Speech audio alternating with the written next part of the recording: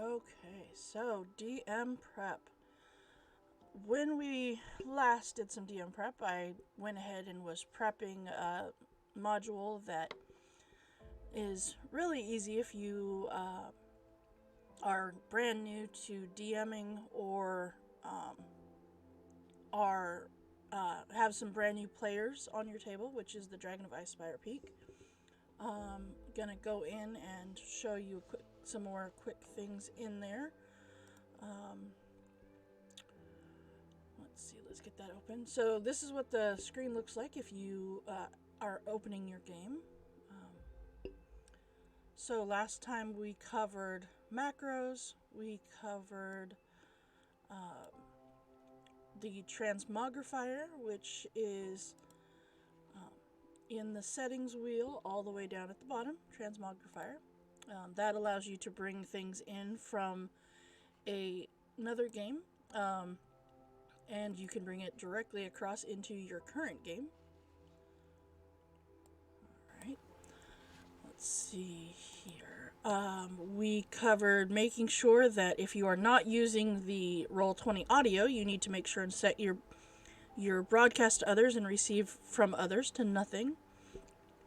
Otherwise, you will get a weird echo, and yeah, there's been many times when we couldn't figure that out and then realized that somebody had left their audio on. Hey, Andy. You made it. Good job. So, yeah, that is a big thing that we learned really early on is when you very first start a game and you bring your players into it, make sure one of their first things that they do is to make sure to broadcast to others and receive from others set to nothing. And then when you first sign into the game, it has your name and your avatar, thank you, set to regular. Well, that's fine, and it's really good if you have video on that you're using through Roll20. But if you're not, or you want to be able to see more of the map, you can set it to names only, and it becomes the smallest thing that you can have. Also, you can move these around. So if you have a bunch of players and it's covering the bottom of the map, you can stack them on the side if you want to. So that is a thing. If you've got Put the initiative order over that because you don't need to see whose names are going on. So Tori says two people showing at a time. You can change when the initiative is up. You can set it to when the turn order is up.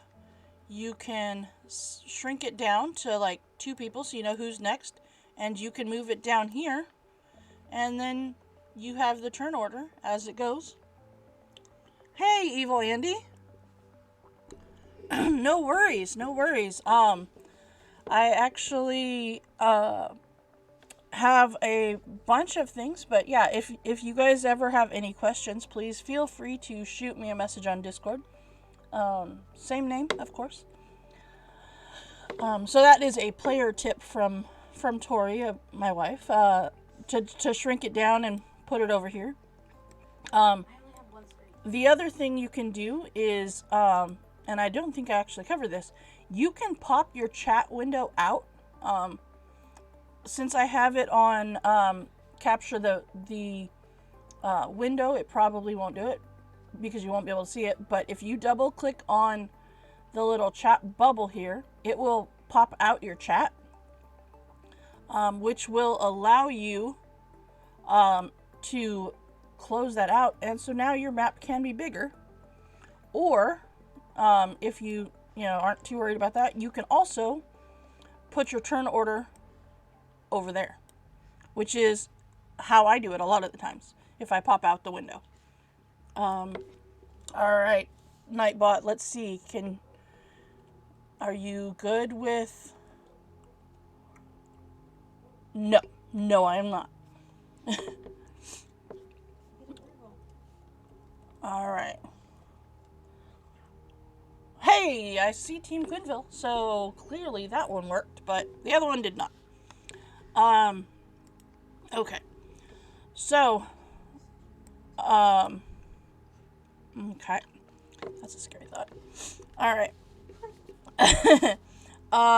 So I did a little poll of the other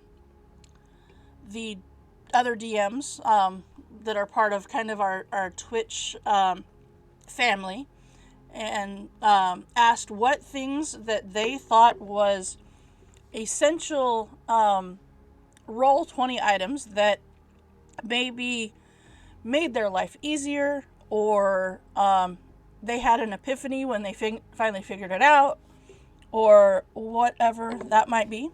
And one of the things was dynamic lighting.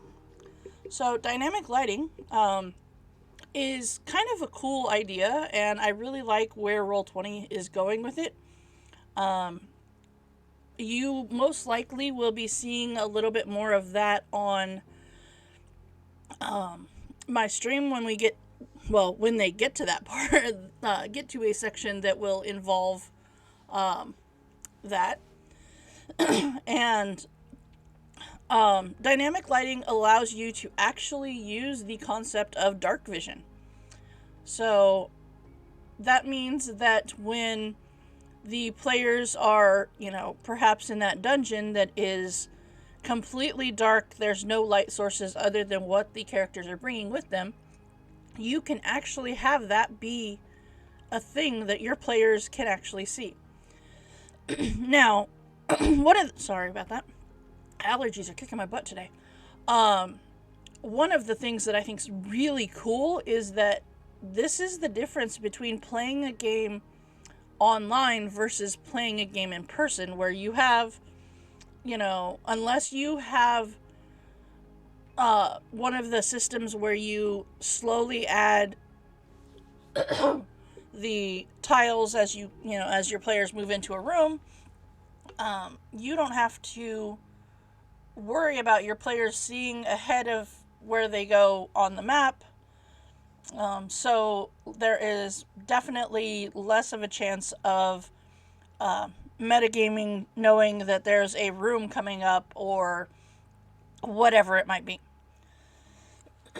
So when they decide to go running for a safe space, they won't necessarily know if there's a door 20 feet away from them, or if that door is actually 75, 80 feet away from them.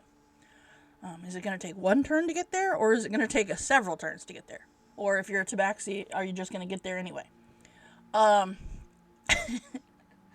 We wouldn't know anything about tabaxis in this household. Hey. No.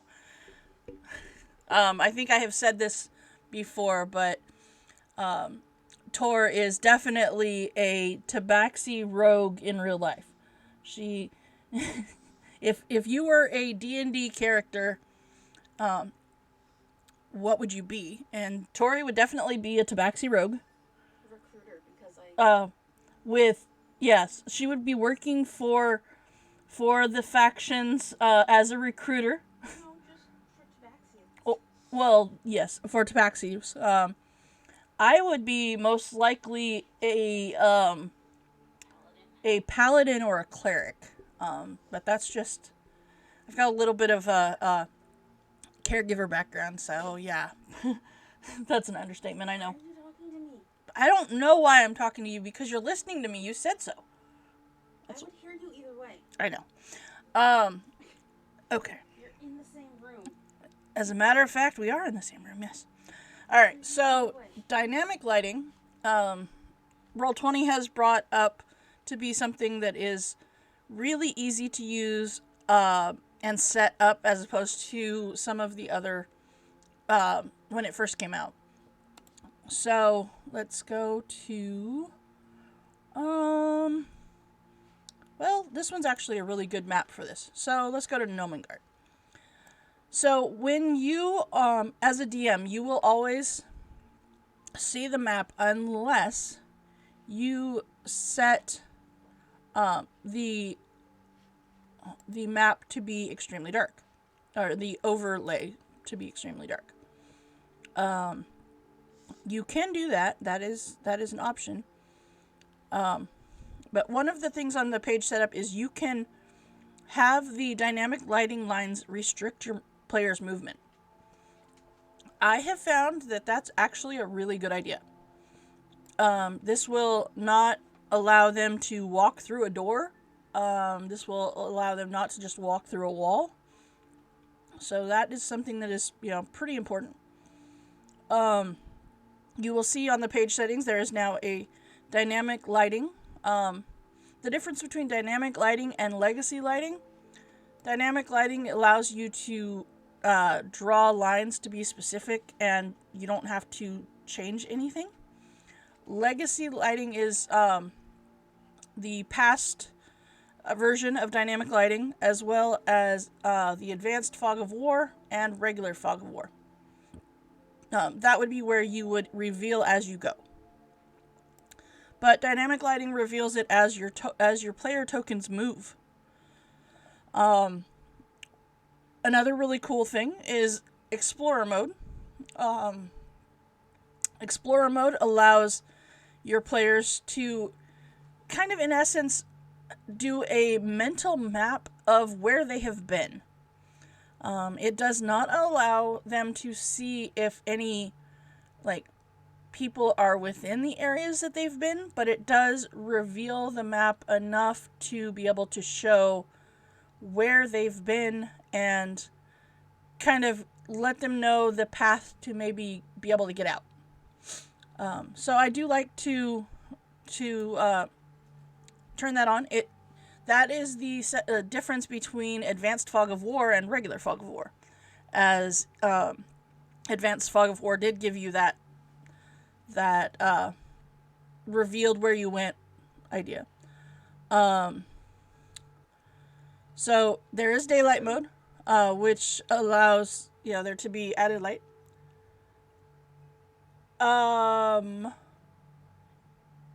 No, Phoenix. There's no pay to. Well, you have to have pro settings. Yeah. So actually, I guess pay to play technically. You do have to have a pro subscription for or I think dynamic lighting might also be the plus subscription. But if you are running a campaign, honestly, it's $10 a month for the pro subscription. If you're running a game of, more than a couple players, it might be worth it to just be like, hey, we can get a bunch more things, kick in a couple bucks. Your players can also actually gift you a pro subscription if they would like to do that. But there's a lot of really cool things that come with having a pro subscription. Including, and actually this is kind of something that they've been just released. I think this is the third month that they're doing it. They are giving away see, there you go.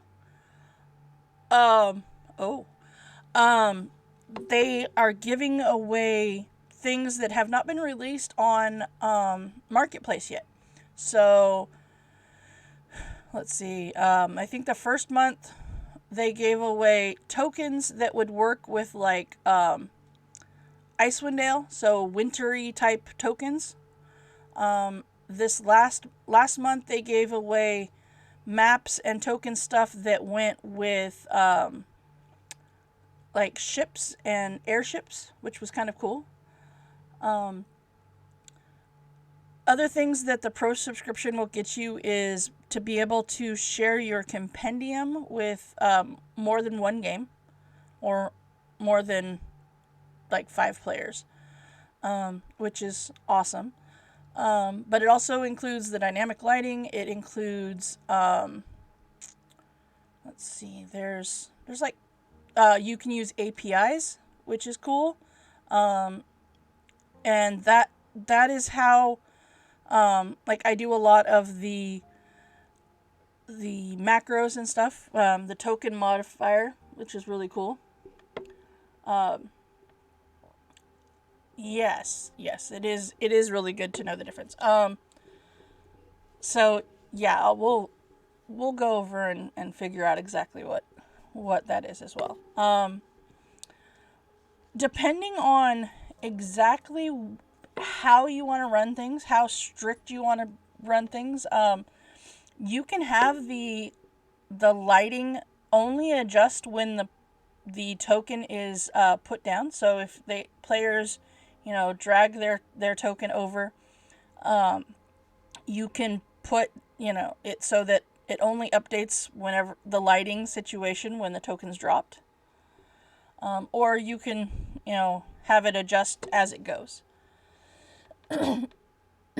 So this is the part where I was talking about the GM can see through the darkened areas hidden from the players. If you really don't want to be able to see, you can set it to be 100% black. It kind of sucks for you because now you can't see. But that is an option for you to do. Oops. I usually leave it to be, I think it's at like usually 35 to 40. Just because that kind of gives me an idea of, okay, these parts are still dark. Now let's see here. We have our learn to make character guy. Now I have his, this character's token set to have, he's able to have how much? Let's see. He has 60 feet of dark vision. You guys are playing through the Essentials kit then. Yep, this is Nomengard. Yes. It is a really great module for brand new DMs or brand new players. Tori is very much tired of me running this module because because at one point I was running it on 4 tables at one time. And yeah, she very much got tired of hearing me say the same things. Okay, so I have this set to dark vision for 60 feet. I also have it that he's emitting light. So let's turn the emitting light off. That is more than 60 feet though, I think. I don't know. Hold on, let's measure it up. So from this token to the long, yeah, dear thing, you have longer dark vision than you should.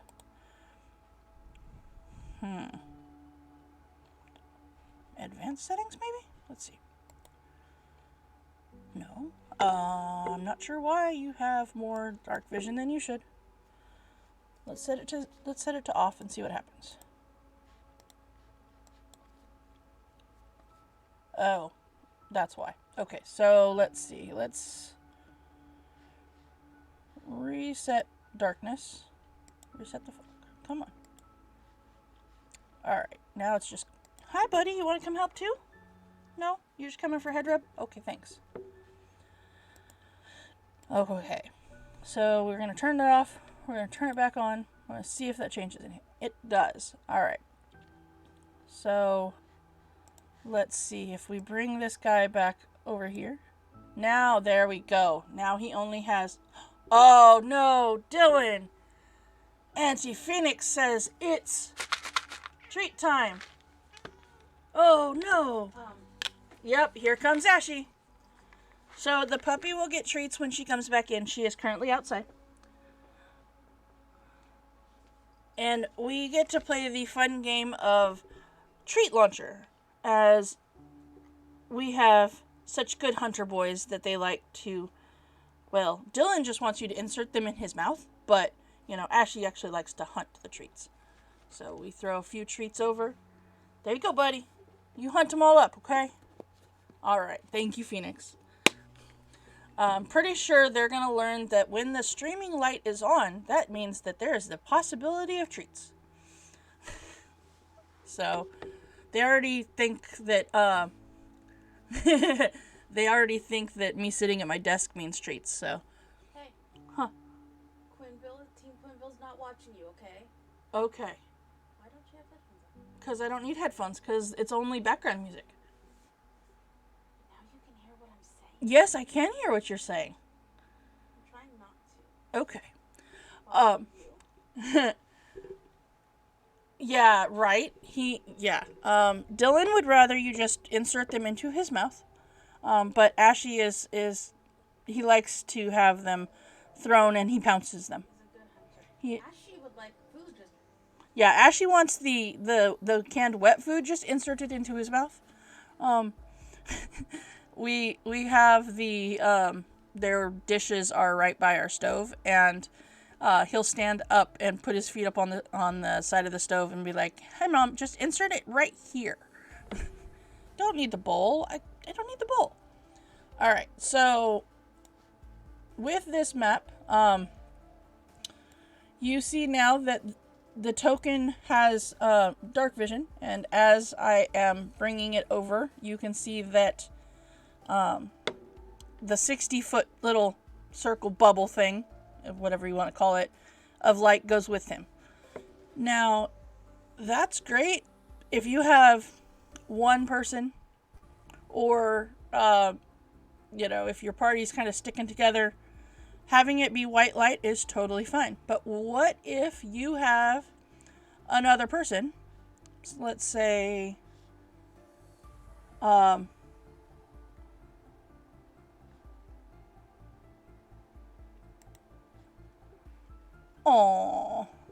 Hi, there's no more treats.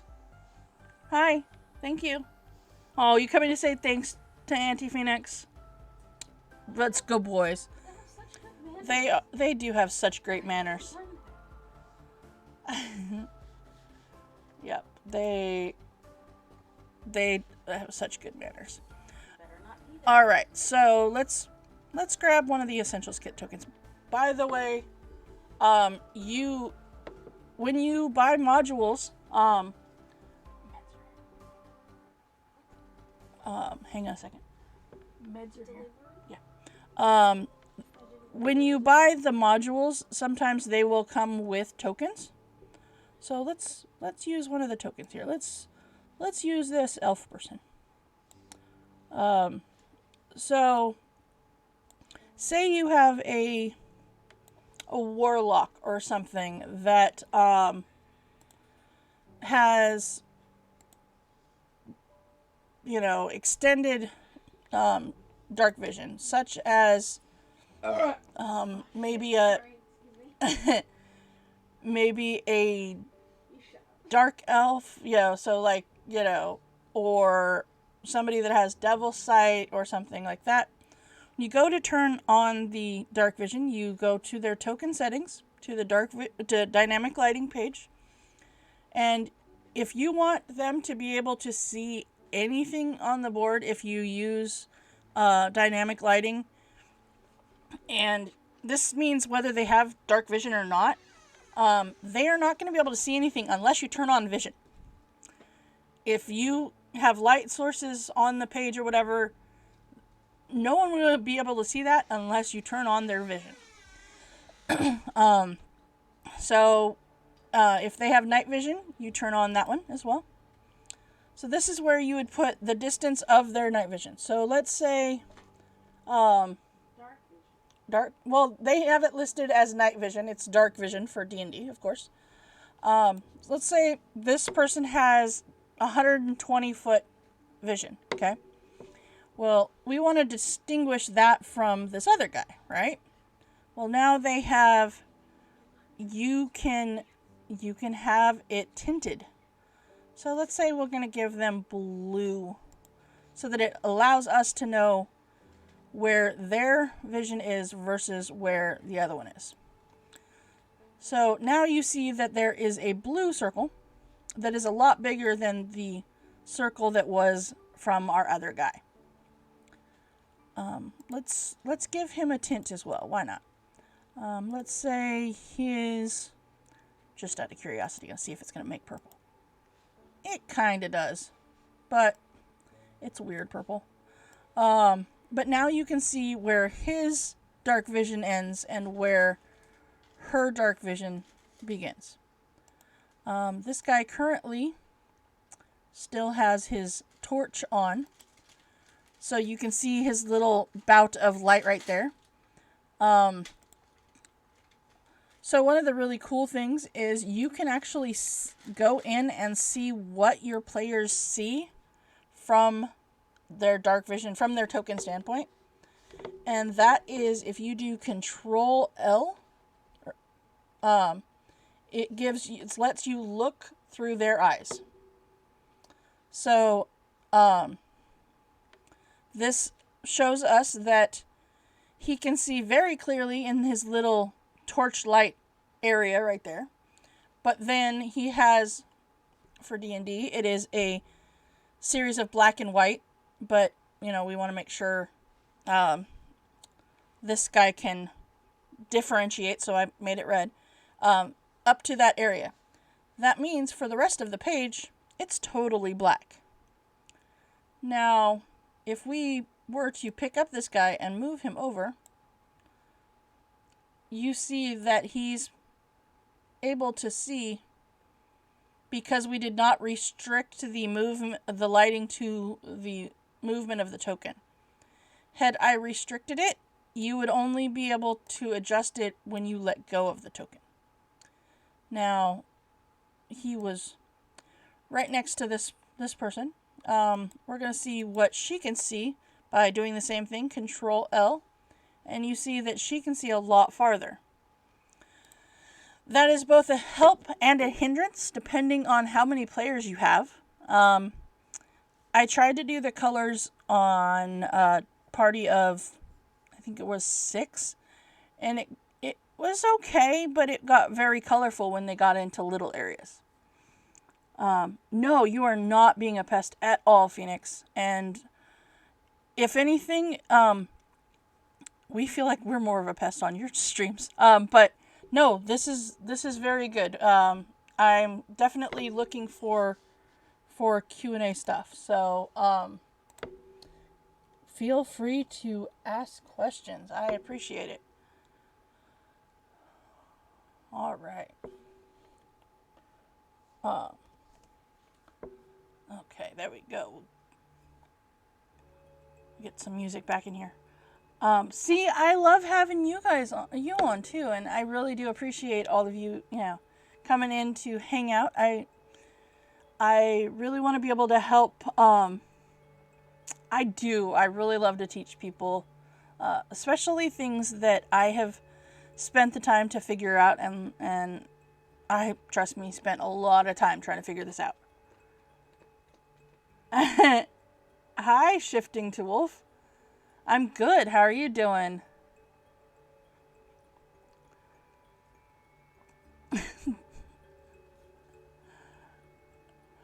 I was going to say, did you watch the stream yesterday? Because that's how Tori reads bark on Overcooked. Bork. Hey, Vast. Good idea. Grab some food. Oh, yeah. Where are you shifting? Good job. All right. I understand that. I totally do. There was some stuff that I was going to do yesterday, and I was just like, no, it's not happening. Oh. Wow. Well, welcome in. Welcome in. We love to have some new people in here. But yeah, I can see where it would be definitely late there. Definitely late. So welcome to the channel. I'm just trying to get some DM prep and some Q&As answered for those who use Roll20 and don't know some of the tips and tricks that I have spent almost 2 years learning now. God, that's crazy. I am a professional dungeon master, and I use Roll20 for the games that I run on a daily basis. I have been using Roll20 for almost 2 years. It's been a year and, a little over a year and a half, actually. And, yeah, it's in that time, we've learned lots of different things about Roll20, and right now we are covering dynamic lighting. So, like I said, we have it now has the option to be able to set it so that you can have different different dark vision circles, which are really great if you've got, say you've got a situation where you are perhaps sleeping outside or something like that, and you have a possible encounter. It's really great to be able to set, dark vision to be able to see when those people would fall under that. Okay. Well, that's really cool. That's pretty awesome.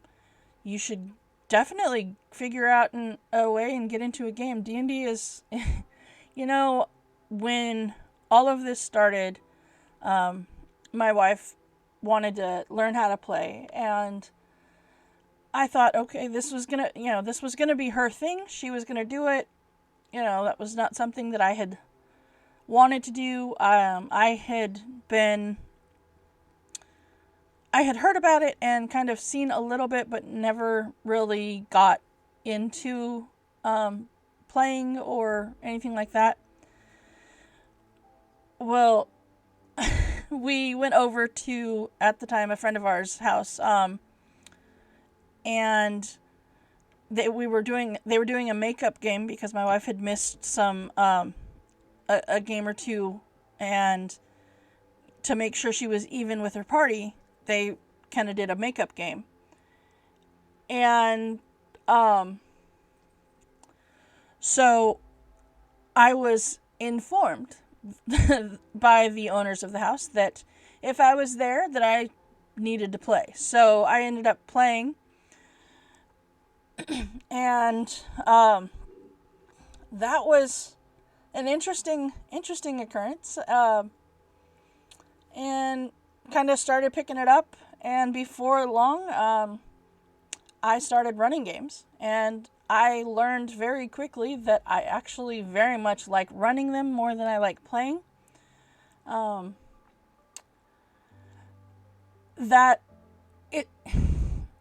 It's one of those things that my ADD works much better DMing than it does playing.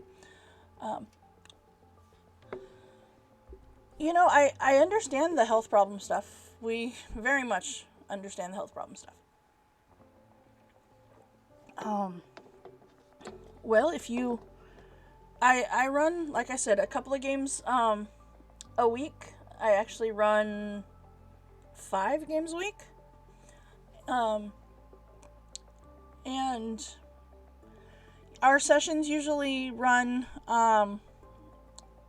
around 3 to 4 hours, depending on the campaign, the day of the week, and how the game is actually going.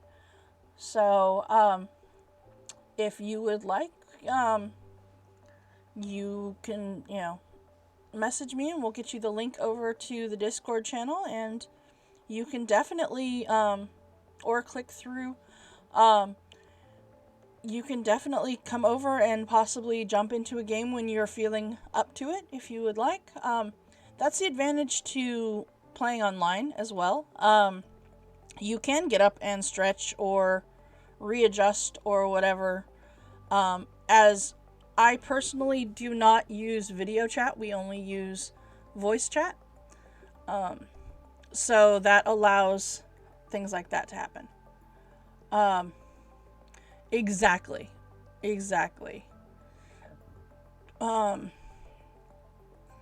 Yeah. Yeah, we have had lots of people that, have had to leave early, or health problems or whatnot. So yeah, that is totally a thing. Yeah. So, I mean, last night alone we had a gentleman that had to work super early this morning, so he chose a section right after. Well, when we took our break, he ducked out because he had to get up early this morning, and so that was a better choice for him to leave then, as opposed to sticking around and being extremely tired when he had to work this morning. So, yeah. Just out of curiosity, Shifting Wolf, what time is it there? Yes, we do understand childcare. We have one player on my Saturday game that is live streamed. Okay. That has been told that if he wants to say hi to everybody, he needs to be in Mommy's office at 5:30, but he has to be out of Mommy's office by 5:45 because the game starts at 6. But he is allowed to come in and say hi. He's 7. So he's allowed to come in and say hi to the voices. Well, he knows Tori and I, but the rest of the people, it's just voices. So he can come in and say hi to the voices, but then he has to go in with Grandma for the rest of the night. So we totally understand childcare. So yeah. Well, if you would like a idea of how I am as a DM, you are more than welcome to check us out this Saturday, 6 p.m. Pacific time, as we are in the United States, and we are in the West Coast, where we will be on session 3 of our Tomb of Annihilation game, where I am streaming a game for 6 players as they venture into Chult. There are both the first and second session currently on Twitch, and I'm hoping to be able to get them onto YouTube. They were fighting me when I was trying to upload them yesterday, so I'm trying to get that to work. But yeah, this group of people that I'm running the stream game for, there is one thing that I can guarantee, and that is that it is going to be a hell of a good time, full of laughs and just shenanigans. Yeah, shenanigans. Not giving a whole lot away, but the first session involved a unique way to look for an NPC by one of our players. And and malarkey, yeah, they are definitely malarkey. They're going to be a blast to run through this game. The second session involved dinosaur races, and a interesting trip to a temple. So, I'm both a little concerned and also totally excited to see what happens when they actually head into the jungle of Chult and what that may entail for them. So, yeah. I mean, our first session involved 2 different shopping trips, so that alone was pretty funny. But alright, so back to the DM prep and dynamic lighting. So this is really great. Like I said, if you are camping and you have a possible encounter happening, and say have let's go find us a silly goblin. I love this token art. So say you have a goblin that is trying to sneak up on the party as they are camping. Well, this goblin token guy is right here. Well, if the person with the farther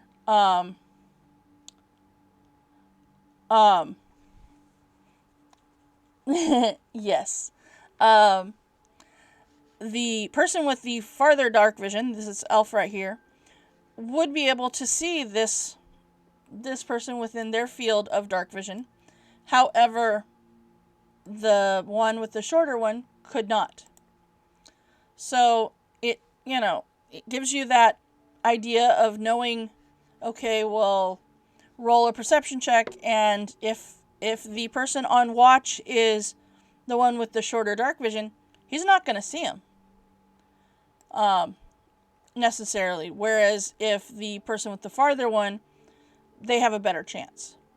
This also lets it happen where if you bring them in, then, okay, now they might have the chance of seeing that person. Okay. So that, let's see here. I don't remember what setting I had set this up for, if it was to reveal or not. Explorer mode I did not turn on. Okay, so we're going to do Explorer mode. And we're actually going to do update when the token drops. So, what that means, I'm going to make this a little bit bigger here. What that means is, currently, you can see that, I had already exposed some of this stuff. You can see that this person with the blue can see the area that is blue, but they cannot see within the tunnels. Now, if we were to bring, say, them right there, now they can see into a little bit of the tunnel area. If you, come in a little bit more, now they can see a little bit more. Well, if they were to walk away and, go where it wouldn't necessarily be a visible area to them anymore, they, as a player, now can still be aware of where they've been and what they've seen in the map aspect. So if we do Control L, which is looking through that player's eyes, you see that they can now are able to see this area. So they know that the river kind of comes down, and that there's a couple of islands with, well, if you as a DM had explained it, you would, they would know that there's mushrooms on a couple little islands. So that does give a little bit, oh yeah, of high life. That is for sure. Yes. So when I ran this, the first couple of times I was running it in store, at my local game store, I actually drew out the maps, which was really cool. And thankfully, my amazing wife is really good at the game of, what does this look like to you? So, this is actually where you see on my stream, on the Dungeon Master little area down there, it says that I have some co-DMs as well. Well, Ashy, which is my original co-DM, really loves to help me make maps. Yes, you do use a $10 set of headphones. So Ashley would love to help me make maps. I wasn't DMing very long when I learned a trick from one of the other DMs, and that is, if you go to, say, your dollar store, and you pick up a roll of just cheap wrapping paper, there is some of the rolls of wrapping paper that actually have grids on the back. And I had a chicken sandwich too. Awesome, Vast. So a lot of the cheap wrapping paper now, or all wrapping paper actually, but go for the cheap stuff, has grids on the back of it. Now, for anyone not playing an RPG that involves 5-foot squares and stuff, this grid is great for when you're wrapping presents and you need to cut a straight line. For those of us that are using maps and needing to draw out maps, it works really great for drawing out your maps ahead of time. So, yes, I have, and actually, I don't have video on, so you guys can't see it, but if you were to see behind me, and there wasn't, there's a shelf unit, and on the shelf unit there is a lot of maps that are drawn out on wrapping paper for modules that I either have run multiple times or like I ran for a convention or something like that. So permanent markers and wrapping paper are definitely a DM's favorite, my favorite go-to when I know that I can draw maps ahead of time. Now, that's not saying that some of the dry erase maps and stuff are not cool. Because I got that too. Don't get me wrong. But that's better for, last minute, a random encounter or something like that. But if you know for a fact that the players are going to go to, Nomengard, which I drew out this map, and that took almost a full roll of the dollar store wrapping paper. It is, it works out to be able to draw that ahead of time. Okay. So, now, kind of getting back to this, with the dark vision, say your player, decides that he wants to dash. And he's got his little torch. He's got, his dark vision. Because I have it set to only change whenever whenever the token drops, you notice that I can pick him up and I can just wander all around this map, but unless I let go, it's not going to change the lighting. So that works out really well in the effect of you don't have to worry about, somebody picking up their token and going over here and looking, like that. Hi. Like my kids' table does, yes. Overhead projector sheets on top of the map. Oh. Yeah, good job. Thank you. It's like you've played with me or something, Tor. If they know who I am, that sounds gross. It's true. So one of the other suggestions that Tor just said, and we have done in the past too, is for spell effects or maps or whatever, if you use the overhead projector sheets, which you can still purchase, and I kind of didn't think was still a thing, but it is.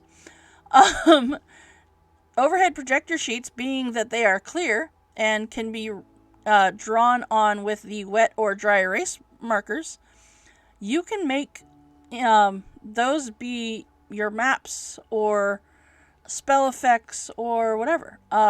If you use hot glue on the overhead projector sheets, you can make out your spell templates. And then you can paint them. And then you can peel them. And then you can peel it off if you need to. Alright, so yes, so if you didn't have the non-drop, you would do this and it would, in essence, reveal the whole map for your players. But right now, I have it set where it only updates when you drop the token. So now we know that this guy has climbed up the hill here, and now he can, see that this cave entrance, there is people inside. Well, what if you didn't want him to be able to see there's people inside? But you wanted to make sure and still have all the bad guys or whatever there ahead of time, but you didn't necessarily want them to be visible right away. Or you're not quite sure, what your party dynamic's going to be as to if there only needs to be one or two guys or if there needs to be a bunch of guys. Well, that is where another layer of the GM stuff comes in, and that would be the GM layer. So if you click on them, you can actually set them onto the GM layer.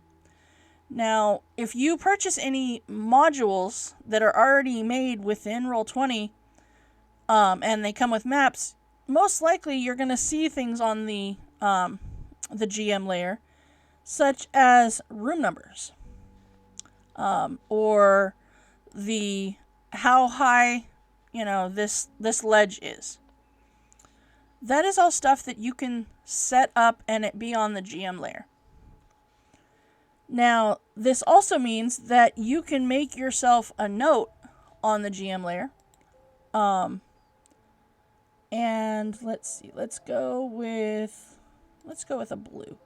Oh, hang on one second, guys.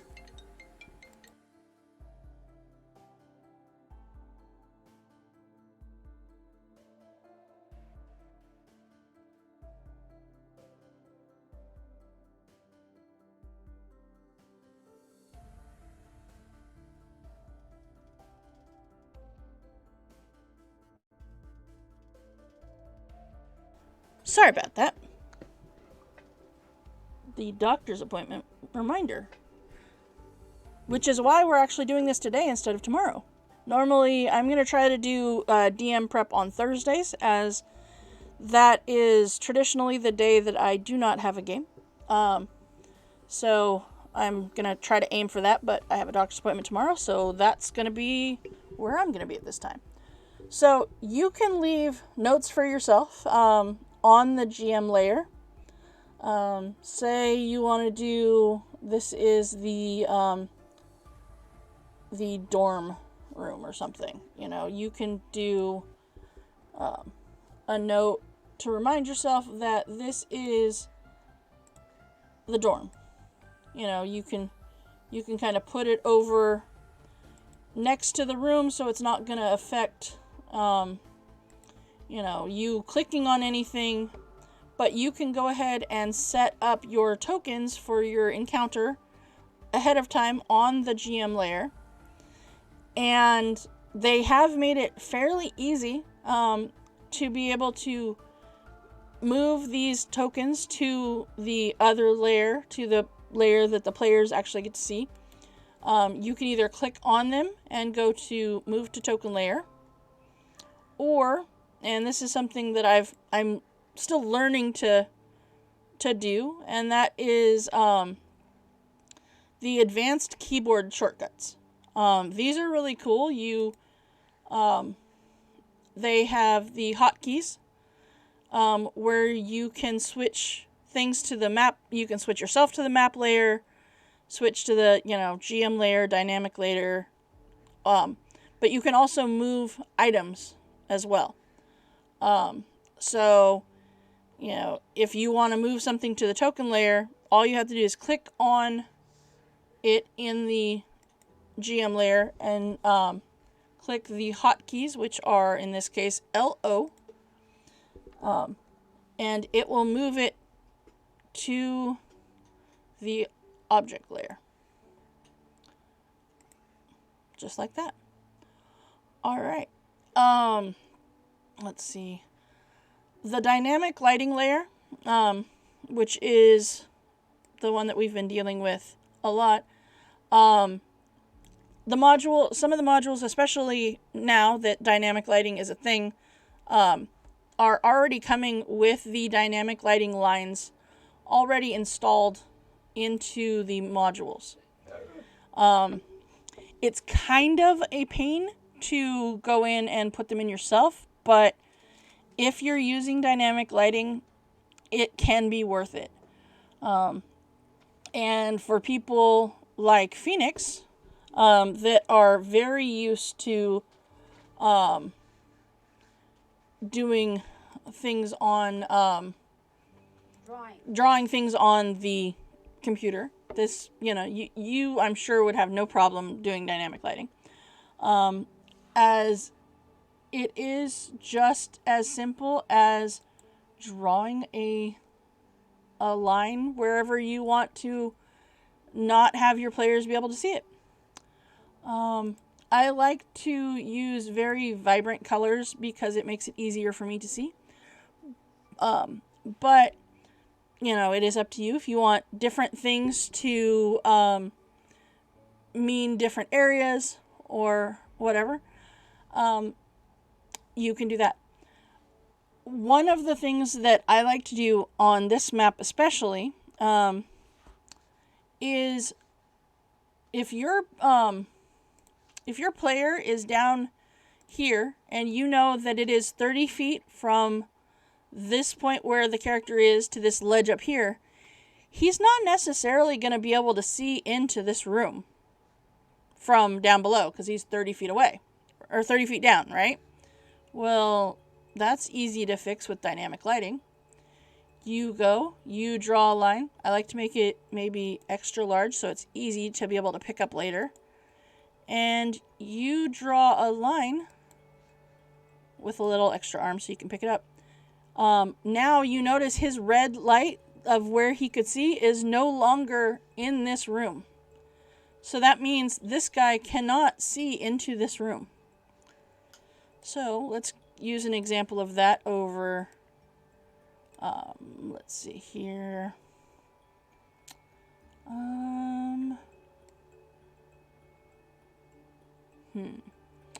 You know what? Let's use this one as an example. So if we draw a line like we did right here and right here, and this red, the red guy comes over, of course you see that his red only goes to the points where I did the lines. He cannot see any farther than that. So if we do the Control L to see what the player sees, he can only see right there. That's just all that they can see. But if your player comes up there and you say, okay, are you going left or right? And he says, I'm going to go left. All you have to do is click on the line, which if you make it wider, it's easier to grab, and move it, and now he can see in farther. You might do the same thing on this side, when he comes up there, because now he can see on this side as well, and he's able to see both directions. It's kind of a cool idea. Okay. And like I said, if you want your players to have different colored visions, you can tint the colors, which looks really cool when you see the overlapping area. But it also lets you know that from this position, it gives you line of sight with the dynamic lighting. It makes sure that you have line of sight. And actually, you can give them specific line of sight if you so desire. Such as, let's go use this one over here. You can limit their field of vision. So, I don't know about you, but other than moms, I don't know anybody who has eyes in the back of their head. Well, I guess parents, dads can have it too. You may choose to only let them have 180 degree, vision. Yes, yeah. Which means that their little circle is only half the circle now. But on the tokens, they have the little thing where you can turn your token. So now you can turn your token to see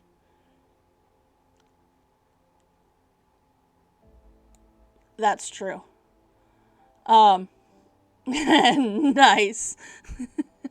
That's true. The kids in our lives have realized trying to pit us against each other doesn't usually work. But yeah.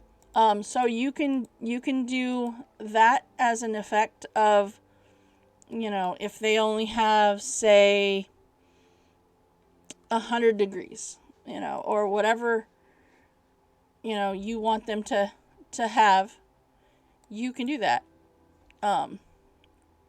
This works really well with, the making it maybe a little more realistic. But it is up to you as a DM whether you want them to, only have the area that they can see, like that. This also works for bullseye lanterns, because bullseye lanterns only give a cone of light. You can set a token. Yes, it will. Yeah. I do remember seeing that. Yeah. Although I have to admit, I do like Fog of War. For some instances, I do use that a little bit as well too. So yeah. Okay. Let's see here. I know I did go over that. Like I said, you can set if your token emits light. So if your character has a torch lit, you can go in and you can set it up, to see how much light, if it's depending on the situation, and the type of light or whatever that they have. Maybe you want to do 10 and 10 or 20 and 20 or whatever, but you now see that, and I'm going to move her here just so you see that there is a little ring of light that is around her. You can see, like, when the effect of the other one is there too. So you have a little bit of a option of overlap. So that is pretty cool. So much better than having at one point, if you wanted your characters to have light or whatever, you would actually have to have a separate token. Give that token light, visual, whatever, have it set to emit light, and then your players would have to carry around an extra token. So that was kind of a pain, but this way works really well. Let's see. But there is, like I said, as a GM, you have access to a total of 4 layers. You have your map layer, which can include more than just the map. You may have stuff that you want to put on the map that are not maybe necessarily your actual map. Say you want to put a wagon or something out there. Let's go with these things. Say you want to have like a ship or something. You want to have the ship be out on, on the map layer, because it doesn't need to be accessed, but it's still there. So you can put items on the map layer. They will be visible to the players. So that is a thing. But it allows you to, put different items onto the map that are not actually physically on the actual artwork of the map. Recently, it was in October, I ran a module where they had set up a tent, and they had put the tent was actually the inside of the tent was drawn on the actual artwork of the map. And then they took a token, which was the top of the tent, and they put it onto the map layer over the inside of the map. So when the players looked at the map, they only saw the top of the tent. However, when it came time for them to go into the tent, as a DM, I could go to the map layer and I could move or whatever that tent top, and then the inside of the tent was visible to the players, which was super freaking cool. I haven't had that instance happen in any of my games, but that was really cool and a super cool thing to learn. So, yeah, that was just, like, I was blown away. It was just really, really awesome. So, what if, though, your players wanted to bring in their own tokens? Say you have a character sheet. We'll use this guy for example. I like that I feel like it just puts letters and just goes with it. Sometimes it comes up with a weird name, but it's okay. So what if your players wanted to come up with their own token? So there's a couple of ways to do it.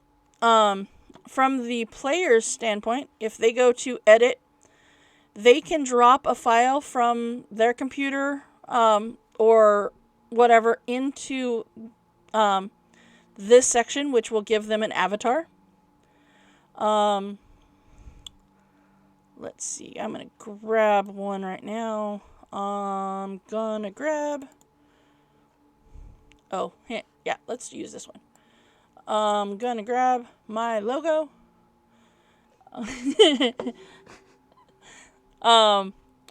Which, by the way, Shifting Wolf, since you are new here, these are my co-DMs. This is Dylan, is the black cat, and Ashy is our gray and white tuxedo. And the Discord channel, as well as everything else, is the DMS Adventurers Tavern. So this would be my logo. Alright, so this is the character sheet's avatar. So that's great. But the character doesn't have any of these stats or anything, already set up. So you need to make an actual token for them. Well, if the players put their artwork into the avatar, it is very easy for the DM. So you just drag it on, and it puts it into a single square. Which, in this instance, if it is a medium creature, a single square is the size you need it to be. Now, you want to make sure and set that to be able to be ready for that character. So you go to the token settings, and you see that it already says it represents this person. That's great. Now, if you wanted to set the bar values, which I usually use the green and the blue, I like to set the green one to be the hit points and the blue one to be their armor class. But you can set it to be whatever you want. If you want their name to be on there, you click the nameplate. Now, here's the thing. If you do that, that is only visible to the player who controls that token and the DM. If you choose player permissions and you put C, that means the name is now visible to any person that can see this map. I like, because I'm a nice DM and don't want my players to keep constantly saying, how many hit points are you at? How many hit points are you at? I like to make sure that they can see the hit points of their party members. Armor class is not quite so important as, but if you want, you can make that be a thing as well. You can also tint the color of the actual token. So say you want to remember that this person is the one who has the purple vision. You can color the actual tint of the token itself. I don't like to do that. I like the artwork to be very visible, so I don't do that. You can set the token bars, which are the hit points, to be, standard, which means it's either above, it's going to be the full bar, which tells the how many you have and of how many your max is. You can have it above, overlapping the actual token on the top or bottom, or you can have it below. I tend to keep it above. Oh, look at that. Thank you for the shout out to Kate. Kate is our tavern artist, our resident tavern artist. She's amazingly awesome. And a player in our Saturday campaign, as a matter of fact. By the way, Phoenix, we have more tokens coming. The lurk and the raid tokens are about to get uploaded very, very soon. Yes. So let's get back to the real artwork. Okay, now I'm sorry, I get very distracted. So one of the things that can be very important if you... I thought he just had his birthday. He's 7. He turned 6. Oh. Not the same age as Okay. So if you have a paladin character, and that paladin has a aura of whatever paladin aura you end up with, depending on what kind of paladin you have, that can affect your party greatly. Well, how do you know if your party members are within a certain area of the paladin? You give them a radius. So say the party members get a benefit on wisdom saves if they are within 20 feet of the paladin. Give them a 20-foot radius. Aura. That aura now moves with them. It is visible. It is awesome. And it can be seen by either just you and the player, or it can be seen by everybody if you choose to put C. This also works very much for Spirit Guardians. If you have a cleric that casts Spirit Guardians and you need to be able to know which bad guys are within the area of this spell, you can, if, say your cleric says that my Spirit Guardians are purple unicorns or something. You can make the aura be purple, and you now know that anyone that falls into this area that is not a ally or someone designated as an ally by this player is going to take the damage. So, really easy way to get that as an option. I had a couple of players at one point. The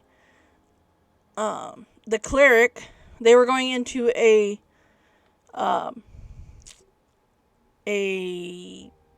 dungeon, but a stronghold, and the cleric cast Spirit Guardians, and then the sorcerer twin spelled invisibility on the two players, and they just walked in to this area as a cloud of Spirit Guardians.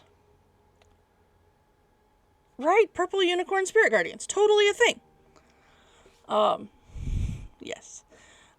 If you need for their thing to be a square, that also the aura can be a square as well. Yeah. So, yeah. Let's see here. Say you are making this character, and you decide that, you want the... Well, so say you make a really super cool token art. You find the token art that you want to use for a monster, and you're going to use the stat blocks of a, certain thing. You can actually create an NPC, and you can type out your stats, and it will put it into the NPC stat block. Or, and this is I like that this is an option, you can go to your compendium, and depending on which books you have, you can... Oh, there's not one. You can go in and say you want this to be a... let's see. Why are you not giving me a thing? Oh, I know why. Okay. You can choose from the monsters. You see that there are different NPC stat blocks stuff. You can actually click on it, drag it over, and go directly into your NPC character sheet with your token art that you already have, and have the stats of whatever monster you bring in. Familiar. This also works if you have a familiar. Which, yes, we can do that too. So such as a cat familiar, you can drag on the stats for a cat. Now you have your token art, which matches whatever you decide you want it to be. And you have the stats for that NPC or familiar. You can edit that information as well. Oh, I forgot a step. Once you have the... oh, see, now this has set... it set the armor class into the token right here. It's a cat, so there's only 2 hit points. But once you get all of the settings done in here that you want, you hit save settings. But in order to keep it as the token, you need, as a DM, you need to go in and click the default token and put it in as the actual token. Now, this is really important in that it will allow you to bring in the artwork, whatever size you save it as the default token. So, say instead of this cat being, 5 foot square thing, you want it to be the size of a giant. Well, you saw when I dragged on the artwork, it was only a 5 foot square. Well, what if I went in and I saved it as big as it is right now? Next time when I drag on the token into whatever map, it is going to bring it in at that size that I saved it. Which is really, really cool. This works really well if you have spell effects, such as the one I did last time, and you want it to be, the size of the actual spell effect, instead of just a 5 foot square that when you bring in something from the compendium or the art book or whatever, it's only going to come in at a 5 foot square. So this is the artwork from that spell template. See, when I drag it on here, it only brings it in as a 5 foot thing. Well, I spent the time to make it be the size it's supposed to be, which is that size. So big difference, especially if it is a one-time thing. It's not going to stay on the screen. You just need to know who fits under that. You'd much rather bring this one on than to bring this one on and then have to bring it up and then stretch it out and make sure it's the right amount of, areas, which I did exactly. That's pretty freaking cool. Way to go, me. Doesn't happen very often, guys.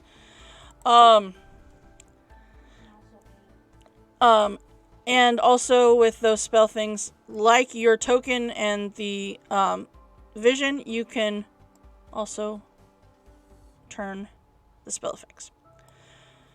Okay. So yeah, so there's a couple of little things. Let's see here. Gone over dynamic lighting, layers. Let's go back to over here. One of the other things that comes with a lot of the tokens, or a lot of the modules when you buy them in Roll20 that are already made, is the handouts. Now, handouts can be used for in a couple of different ways. One is that for these handouts, they have given you bigger pictures of the NPCs that are named, which allows you to be able to, get a better representation than the little token that they have to go with it. This also tends to do the monsters as well. So you have that as an option if you want to show your players what that monster looks like, as opposed to the little token that it could be. Other handout options can be as simple as let's see, what is it? What's the word I'm looking for? Information that you want your players to have. Also, like if you have a mysterious note that you want to let them have, another picture of something that you want to let them have, or, and this is one that I use a lot on continuing or, campaigns that are, going through campaign book, is you can do a group bag of holding or a group inventory or something like that, and you can let your players be able to edit it. Now, there is, on all handouts, a visual area that is for the players and a visual area that is for the GMs. So you may do a inventory thing, and you can have notes on it that, is for you as opposed to for your players. Did my music stop again? What the hell? I have it looped and it's not looping. I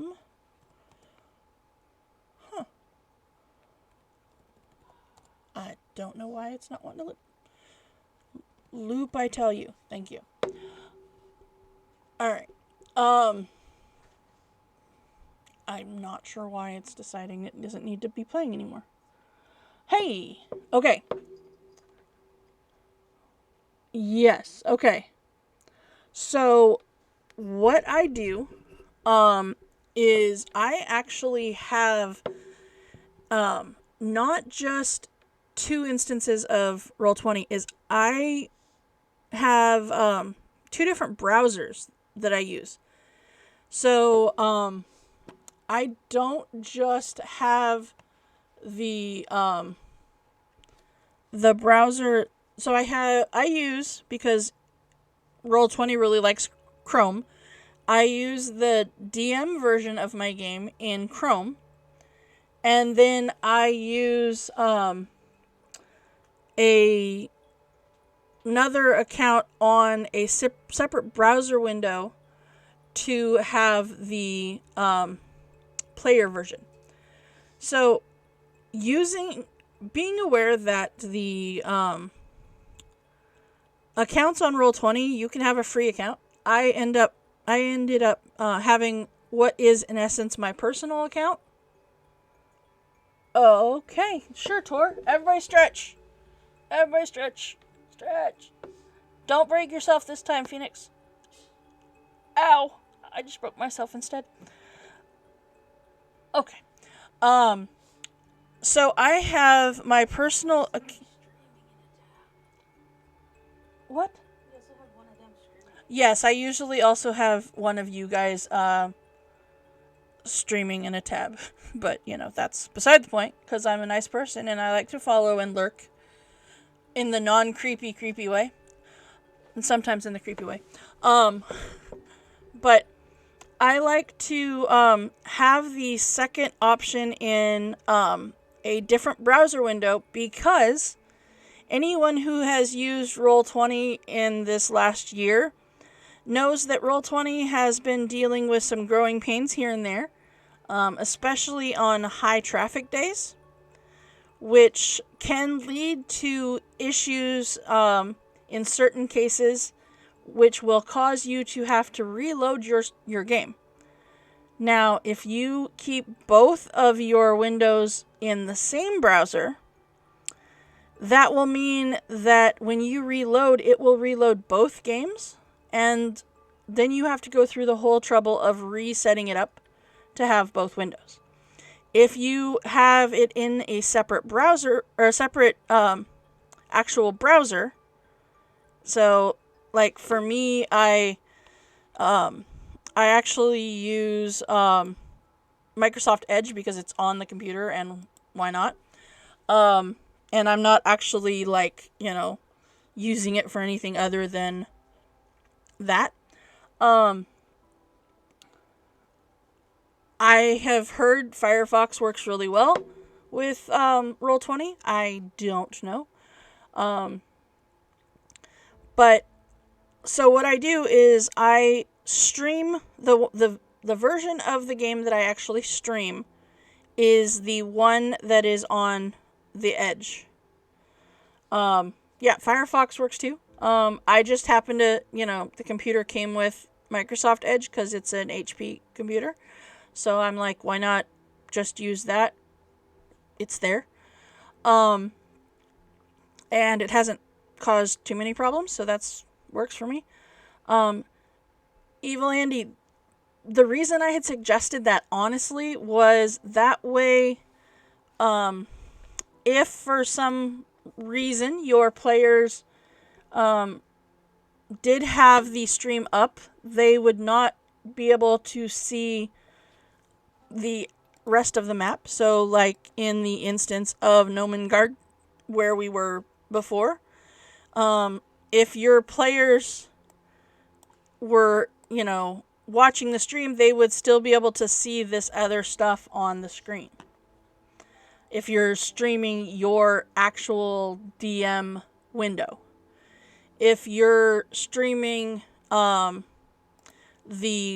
window with the in the other browser window with your other account, they're only going to see whatever their player is supposed to see. Now, it does involve a little bit more work for you, but not a whole lot. What you do is when you go to that character, and you set it to be edited and controlled by players, you just make sure that your other account is an option for that. Dylan is with you now? Okay, nice. Yes. He's decided that he's not getting any more treats from over here, so he's gonna go be on the kitty, on you. And also the heating pad, because worms are awesome. So, yeah, as long as you make sure that your other account has the ability to control all of the player tokens, that will allow all of the player tokens to be visible, and you will be able to see through those eyes. So a great example of that is so right now we have two tokens. We have the logo and we have our learn to make the character guy. Well, if I do Control L, which lets me look through their eyes, you can see that my guy can see within his little 60-foot bubble of dark vision. But also he can see that there is a little bit of light coming from that other token, because the other token has a light source up. But he cannot see the logo. Well, that is an easy fix.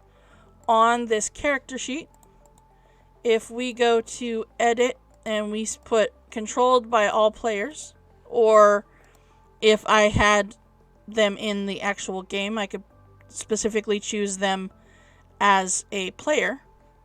And I go back to the Control L for this guy. Oh, it didn't show it.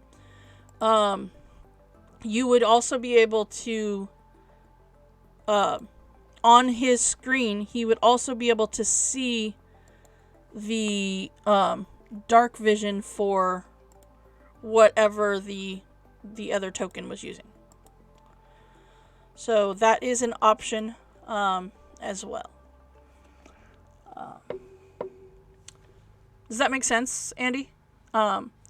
Because I did notice that by you using your DM section window, there were things that maybe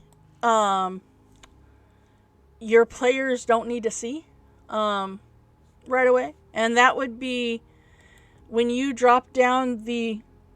Right, because you were outside and you were only using... I don't know why I did that. Yeah, you were using just kind of a non... like, needed... You were out in the daylight. But, and I don't think you did. You guys didn't go into the cave at the end of the session, right? Or did... I'm trying to remember if you did. But if you had a map for the inside of that cave when they were chasing the manticore, you could have used dynamic lighting and, light sources to be able to aid in that exploring of that cave. But one of the things that I did notice when I was watching the stream is that when you did change the maps, when you pulled this down, you had a lot of maps open.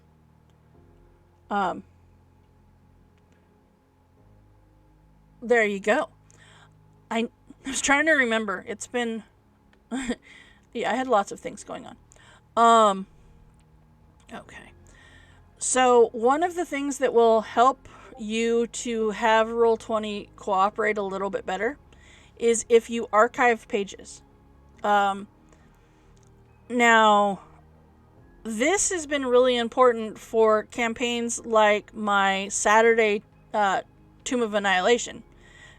And even in this one, because in this campaign, there is a lot more than, 3 quests.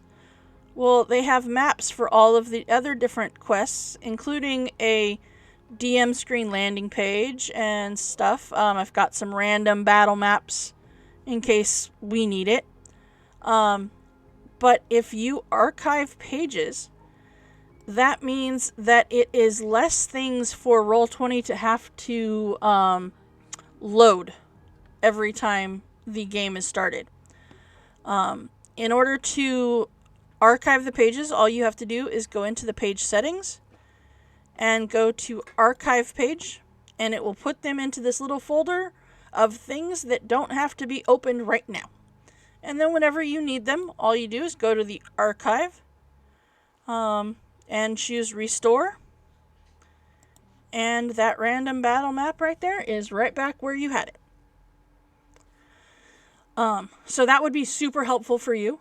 Right. And also it makes a big difference whenever you, it's kind of hard to do because I don't have another player in here.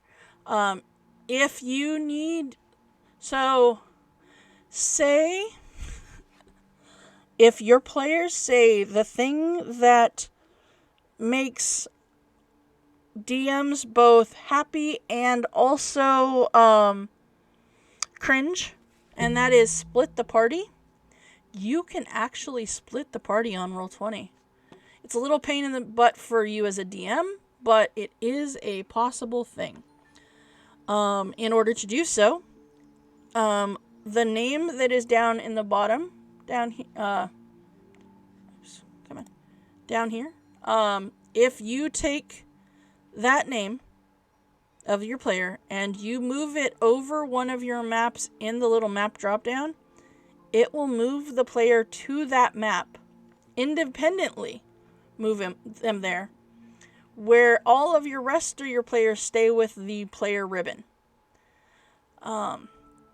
Now, if you want to move them back, so if you go to that map, the only person that is going to be on this map with you is the person that is on that page. Otherwise, nobody else is going to be there. You can bring them, the rest of the players, over, but if you then move them to somewhere else, that player's going to stay there. The exception to that is if you, again, grab their name and you hover over the ribbon, it will put them back together on the same page. Alright. Let's see here.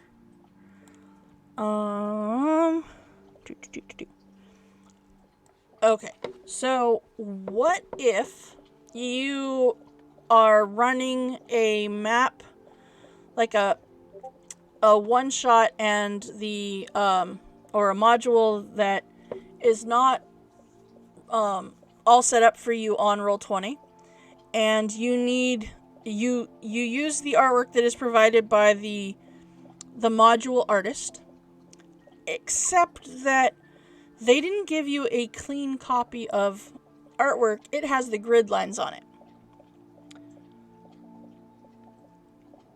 Oh yeah. It's a pain in the butt, Andy, because you have to keep going back and forth as a DM between the screens, but you can totally do it. It is an option. It kind of sucks from a player standpoint because then you hear about all the things, but you don't actually get to see all the things. Okay. Alright. And, okay, so what if you are brought in, you have to bring in a map, and it isn't a clean map. It has the grid lines on it. I believe I have one of those in here. Let me see here. Oh, going back to handouts, you can totally make your own handout, and use a picture as the handout, which is what I did for my Tomb of Annihilation. I wrote a letter in, like, I think it was like Google Drawing or something, and then just saved it as a JPEG and brought it in here. Yes, here we go. So I've got a map here, and it has the grid lines on it. Well, I want this to be able to be used as an actual map, but when I bring it in, it only brings it up as a 5x5 square, which means that when I bring it and I make it bigger, that's not going to really work. Well, first and foremost, we want to make sure, since this is a map, we take it to the map layer, and we want to be able to have it be, the options for our tokens to be able to use, it 5x5 squares as well. So what I like to do is I like to go in, and you can actually change the color of your grid lines. And I like to make sure that they are very obviously not the same color. And make it very, very visible. And then make sure you're on the map layer. And by putting the map on the map layer, the lines are on top of it. Otherwise, if you leave it on the token layer, the lines are below it. And then all you do is you zoom out until you can get it to be the right size. Sometimes if you make a map and you bring it in, you can be aware of how big it needs to be, and you can adjust the size of your actual map to be the right size. But sometimes it's not that easy. I'm gonna go with it being a, let's see here. Sometimes it takes a little bit to get it to be right. Let's see. But you just you zoom out, zoom in until you can get it. But then if you notice, this, I'm trying to get it to be like a 10-foot square. It's pretty close. You see this map has a little bit of extra on the top and bottom. In order to get it to line up, sometimes you can get it almost there, but not quite there. If while clicking and holding the token, or map in this case, and you hit the Alt, it will allow you to stop like mid grid. It will allow you to have it off center, not locked into the grid, which is kind of cool. Yeah, no worries. I am very glad. That is my hope, Andy, is for you guys to learn. I spent lots of hours and lots of time doing this, learning it on my own, and I have to say one of the things that really helped is being able to go through the forum and learning things from there. But, not everybody has time to be able to go through and do that. So I am glad that I am able to provide that for you. Let's see here. Trying to think what else. I don't know. Is there anybody else that has a question?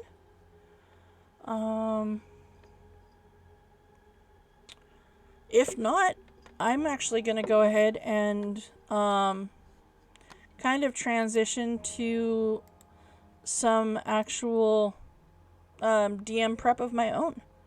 And that would be from the Tomb of Annihilation stuff. So if you have any questions, please feel free to ask. I should probably... Yeah, that's alright. I hit the button before I did it. Oh! That is not a question, Tor. That is a redemption. She was outside last time. So, guess what, guys? Let's see if I can find any... Do you still have Dylan? Until you shake it. Hi. Yeah? Would you like some more treats? Yeah? So many treats. It's raining treats. Say thank you, Mommy, for redeeming the treat option. Hey, puppy, would you like some bacon? Hey, puppy. Oh. She's tired. I'll deliver them. Puppy. No, she can follow her nose. She was playing. She gets double bacon since she was outside when Auntie Phoenix did it last time. Because I know better than to just try and get her bacon. Nom nom nom nom. She likes her bacons. All right, that is double treat time, guys. Look at that. Because mommy loves you and also treats. All right. So, this is the module that I am running on Saturday. Or campaign, sorry, not module, campaign. So if you have not joined us before, please feel free to join us on this Saturday at 6 p.m. Pacific time for Tomb of Annihilation with my crazy shenanigans-filled adventure. Yeah.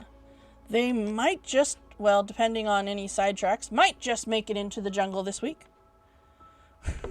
We'll see. Alright. Let's see here. Okay. So, let's see. We've got... So last week they went through and did the dinosaur races. They've got... Let's see. Let's find out what they are going to be doing here. I believe... Let's see. I think that they are going to go... Well, potentially go to Fort Belleran. So I'm going... Since that is most likely... where they are going to go, I'm going to go ahead and have that be one of the maps that I get out. So we're going to do restore to that one. They do have a mission to go into Firefinger, as it's a weird title, but you know, hey. As they have hired a guide that will be taking them to there. We've got my map of Port Nanzaru, as that is where they are at the moment. And you can reorder the maps as well, which is really cool. We've got the player's map of Cholt. We've got the my map of Cholt. Which is super helpful when you need to figure out where things are. I don't know if I covered drawing on the map. I don't remember. Yes. So, for this campaign on the player's map, it does little, hexes to cover the places that are supposedly, according to this module, or the book adventure, have not been mapped out by the person who is sending them on this adventure. So one of the things you can do, both as a player and a DM, is you can draw on the map. So for them, they started in Port Nanzaru. So, you know, if you wanted to, you could be like, this is where you started. And if you want it to be, you know, to stay there and not have to worry about it, you can always move that to the map layer, which takes it off of the main layer. And then say you want to... Hi, buddy, you ate all the treats. You're welcome. You're such a nice boy. Very, very nice. My boys are so polite. They say thank you. Okay. You could, in fact, you know, say make your party be... Let's go with a yellow line. And you could follow along where they have gone along the map if you wanted to do that. You could go through and you could, you know, tell the players that you know, they need to go. So one of my players has made some, done some research within Port Nanzaru, and they know that they are going to need to go down the river, so many miles or whatever. So you can be like, okay, Firefinger is somewhere within this vicinity, or whatever. You can draw on the map from that standpoint. If you do that, or if your players do that, and you want to get rid of them, maybe make a note on the map over here, and they're just drawing random whatevers, and now you can't see the map. One of my favorite things is, as a DM, you can go to clear drawings, and it gets rid of everything that is on the token layer, which is pretty dang awesome. If you run games for teenage kids like I do, and they tend to be super excited about drawing on the map while you're on a break and they come back. But now you can clear it with one fell swoop. Alright, so we went over the GM layer as well before, but this is where you can draw on and write on the map here too. Is you can draw, where they need to be or need to go or whatever. Or in this case, because the area here has not been explored yet, the names of the places are currently on the GM layer. If the places have been explored and have names, they're already on the token layer or the map layer, depending, on the situation. But yeah, you can.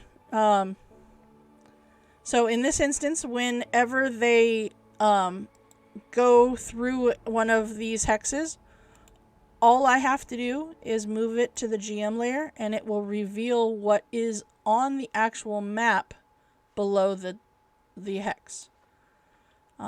For this instance, I don't want them to know what is there, so I will put it back.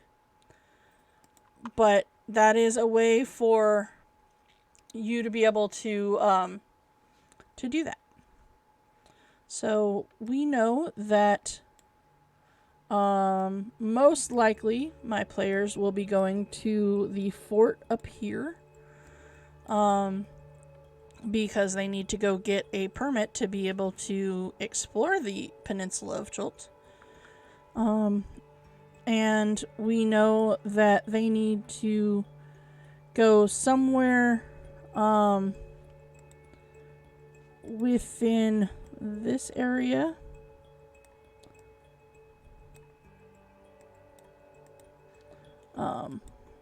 For Firefinger. So we'll put, that was kind of bold. I don't necessarily like, it doesn't need to be that bold. So we will zoom in a little bit. We will do a small one. And we're actually going to do red, because why not? And we're going to do a question mark, because they know that this is approximately right in there somewhere. We'll do it like that. So they know it is somewhere within that vicinity.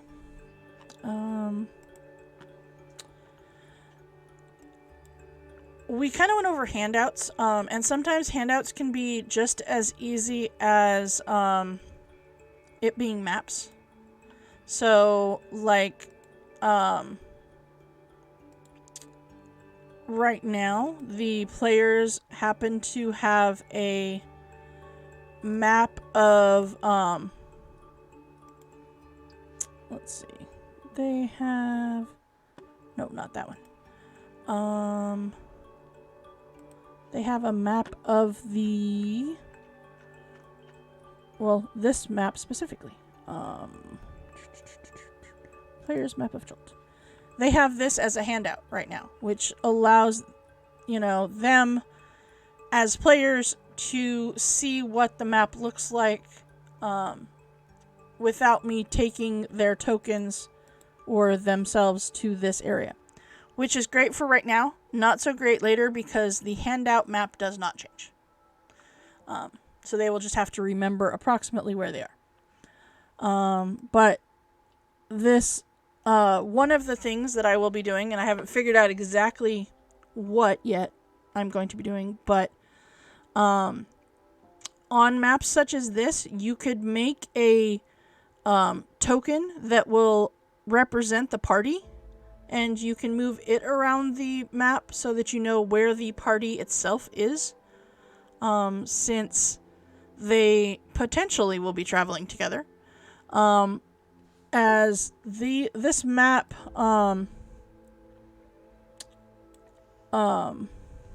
let's see here.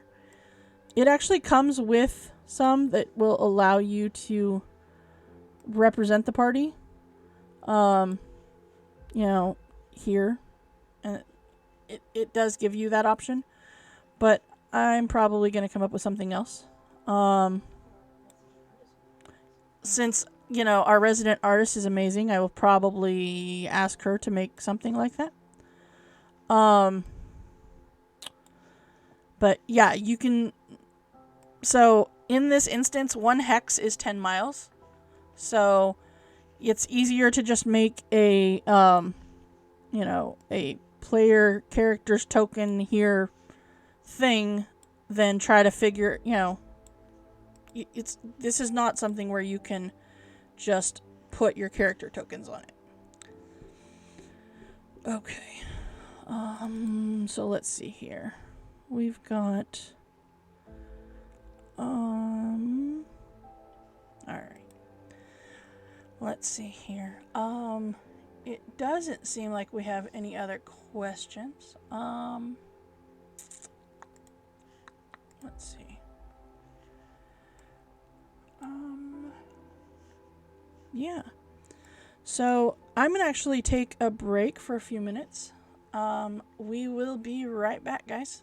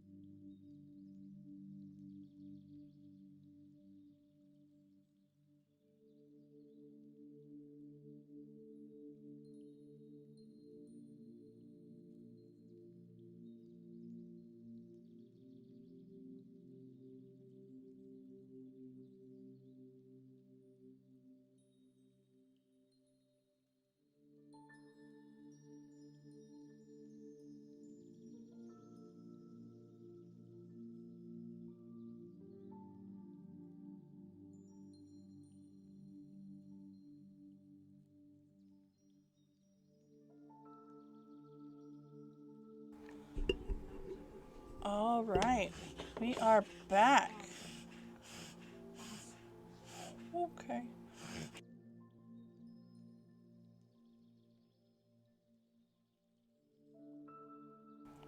All right. Okay, so, welcome back to anybody who has joined us while I was gone for a few minutes. For those of you who are not aware, I am streaming on Saturdays for our Tomb of Annihilation game, where we have a group of 6 players that are making their way through the peninsula of Cholt. And so please join us at 6 p.m. Pacific time as we go and see what other shenanigans they can get into this week. Last week they raced dinosaurs, and had a interesting encounter at one of the temples. So we shall see what kind of shenanigans ends up finding them this week. All right. So we've been going over some DM tips and tricks and whatnot for our the stream that the game that I was setting up before. Now, kind of in from the game for Saturday, so get some work done in here. If they come back to the dino races, we may need these. But for now, I can just archive these items. And you will see at the very bottom that there are archived handouts. Alright, I set up an adventure journal for our players that has session 1 kind of breakdown for it, as well as the mysterious note that they originally led them to their benefactor in here. You can see that on the channel points redemption for our Twitch channel here, you can in fact award items to our players and to me. I just want to point that out, to me as well. You can get Catspiration, which will allow our players to have a D10 that they can add to any rolls that they deem necessary to add to. Ashy Advantage, and a Dr. Dillon healing potion. Right now, these Adventure League legal, so what that means for Tier 1 is that each session they are starting with a healing potion, as well as inspiration, which allows them to have, in essence, Ashy Advantage. However, when they get to Tier 2, that is not the case. So keep that in mind. Also, the inspiration, Ashy Advantage, and healing potions are only going to be awarded during a short or long rest, but they can be purchased at any time during the game or even on other streams as well. So if you would like, to purchase a healing potion or a round of healing potions or a round of inspiration or whatever, you can do that with your channel points to help our adventurers survive the jungles of Cholt. Now, hopefully, our dice, as not only a party but also my dice, can spend some time in the dice jail that was last session, and can do a little bit better job of rolling this upcoming week. So hopefully we will not have quite so many natural ones and single digit rolls. So, alright. Let's see. Oh, I didn't realize I forgot to finish doing this. So, Ashy Advantage allows you to roll an additional d20.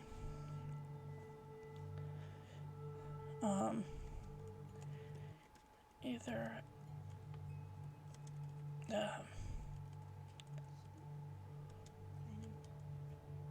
yes. Yep. On any d20 roll. Includes death saves. Right? Is that how did I word it in the thing? Yep. Okay. Roll an additional d20. Okay. Period. This is usable on all d20 rolls, including death saves. Yes, and they get to choose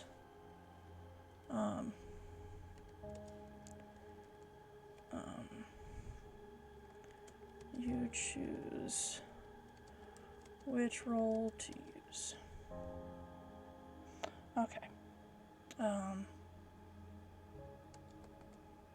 Purchasable whenever, how,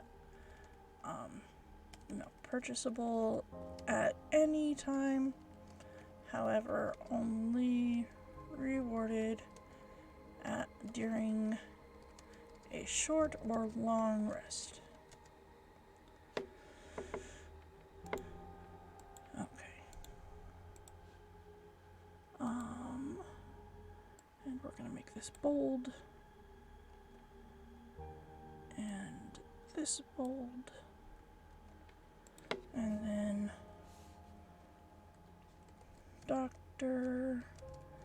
Dylan's healing potion.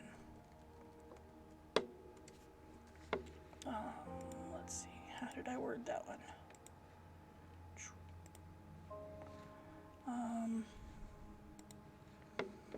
Let's see. It is a common health potion.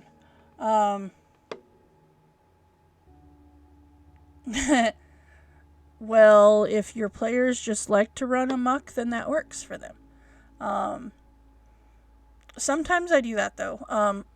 I personally like to roll or to run pre-made modules because it makes me as a DM feel much better to have structure. But you know, that's also why I do Adventure League legal, because structure. But even like in situations like this where it's kind of an open world, you know, they can go wherever they need to or feel like they want to go. Yeah, there's a lot of times that I feel like we're just tossing a salad and seeing what happens. Yep. Make a healing potion. He will make a healing potion magically appear.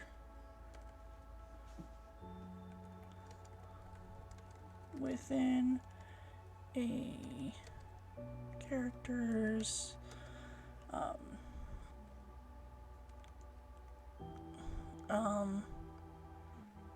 not inventory, pouch.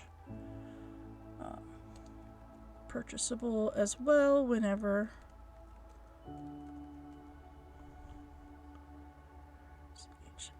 CHASABLE at any time, however, only rewarded during a short or long rest.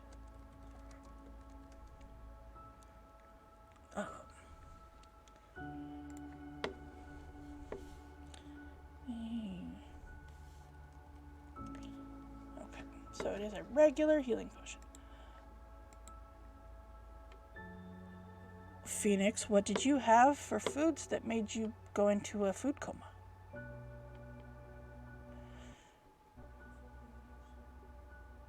Huh?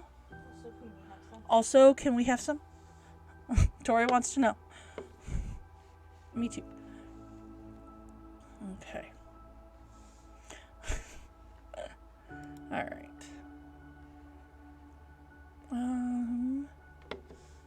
Wendy's bacon cheeseburger without the bun and fries. Well, that's fair. I would totally give up the bun for fries. That works. What? Okay. I haven't had Wendy's in forever. That's true. They do keep putting it on DoorDash and then taking it off. That makes sense. Phoenix is allergic to the grains, so no bun for her. I'm allergic to the cheese. Tori's allergic to the cheese, so no cheese for her. See how that works? Which, at some places, is completely fine. Yeah, okay, so check this out. According to, DoorDash and some of the fast food restaurants, you can't not get cheese. I get it that there's some of the places where it's, you get a family meal or whatever and it's just exactly that. No substitutions, no changes, no nothing. But there is some places that you can't even, in person get them to not put cheese on something. So, it's just the weirdest thing. Yeah, there's restaurants like that cover everything in cheese, like Mexican restaurants that have and Italian restaurants that easily can make that not be a thing on your plate, but yet there's fast food restaurants that can't not put a piece of cheese on it. Okay, rant over. All right. I kind of went over this before, but I'm gonna go to this page right here. Okay. So, you see that our character here, Dr. Ink, has her token, looks like this. Well, as you see on the character sheet when we bring it up, that is not, in fact, what her avatar looks like. Her avatar looks like it's drawn by our amazing channel artist, Kate, which it was, because she drew her own character art. It's true. Use her as an example, and magically she gets shouted out. It's pretty awesome. So, you can have your character, your players, have a different avatar than their token art. So that is a thing that you can in fact do. What I tend to do if I know that the player is going to do that is I have them set their avatar to be their token art first. I drag it onto the screen, and once I have it on the screen and I can set up their token, then I have them go in and change their avatar art to the actual avatar art that they want to use. So that is... Oops, that's not what I wanted to do.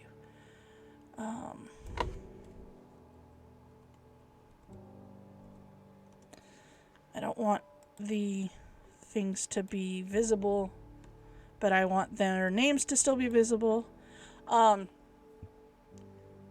Just as a reference, if you have the token and it has the name on it, but you move it to the map layer, it takes the name off. The name is not visible on the map layer. The name is only visible on the token layer or the GM layer. So just as a reference. Okay. Let's see here. Yeah, I don't want... So I had it set to be visible for their actual tokens, but I do not want them visible for this this version of it, as it is currently just a You know what? Actually, I have an idea. So we are going to actually go ahead and move all of these to the map layer. And we're going to write their names so that they're a little bit bigger, because you cannot adjust their names on the tokens themselves. So we're going to change that so it is a little bit easier to read. We're going to go to, sure, we'll go to that. And we have Dr. Ink. Yeah, that's much better. Much easier to read. We have Lob. I did. And as you notice, since I have it where it's grid, it is being kind of difficult to get it to be centered where I want, because his name's not very long. But if you hit Alt, or you hold down Alt while you use the mouse, you can set it to be wherever you want it to be. Should probably go to the map layer to be able to do this. Alright, then we have Belzal. Alright, oops. Alright.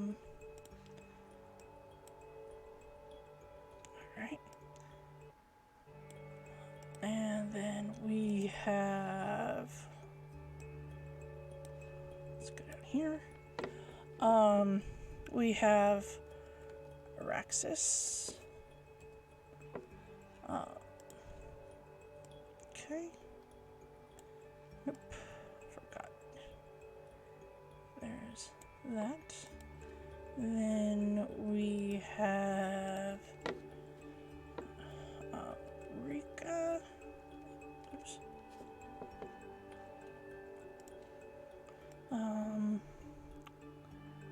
There. And then last but not least, we have Jericho. Okay.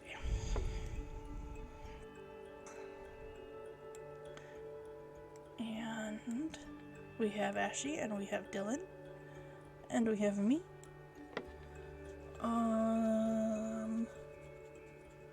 Alright. So yeah, that looks good. That's much better. Now, I mean, you guys for the stream will be able to see it where you see my name just under the chat window on here. But I have a running slideshow that happens with their token art, as well as their names and their information. But yeah, this way, as we are starting, we can get the character information done. Oops, I did not want to do that. Okay. Let's see here. Okay. And let's see.